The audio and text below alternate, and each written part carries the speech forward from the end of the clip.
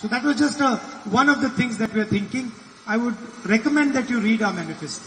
ഇത് ഞങ്ങൾ കൊണ്ടുവരാൻ ആഗ്രഹിക്കുന്ന ഏറ്റവും പ്രധാനപ്പെട്ട ഒരു ആശയമാണ്. ബാക്കിയുള്ള കാര്യങ്ങൾ അറിയുന്നതിന് വേണ്ടി നിങ്ങളോട് ഞാൻ ഞങ്ങളുടെ ഇന്ത്യൻ നാഷണൽ കോൺഗ്രസിന്റെ പ്രകടന പത്രിക വായിക്കണം എന്ന് നിങ്ങളോട് ശുപാർശ ചെയ്യുകയാണ്, വായിക്കണമെന്ന് നിങ്ങളോട് അഭ്യർത്ഥിക്കുകയാണ്. We have a strategy for employment, we have a strategy for farmers, we have a strategy for laborers, for women, for young men. നമ്മളെ ഈ നാട്ടിലെ തൊഴിലില്ലായ്മ പരിഹരിക്കുന്നതിന് ഞങ്ങൾക്ക് ചില പദ്ധതികളുണ്ട്. അതുപോലെ കർഷകർക്ക് വേണ്ടി പദ്ധതികളുണ്ട്, സ്ത്രീകൾക്ക് വേണ്ടി പദ്ധതികളുണ്ട്, യുവജനങ്ങൾക്ക് വേണ്ടി പദ്ധതികൾ. ഇതെല്ലാം ഞങ്ങളുടെ പ്രകടന പത്രികയിൽ വിശദമായി ഞങ്ങൾ പറഞ്ഞിട്ടുണ്ട്.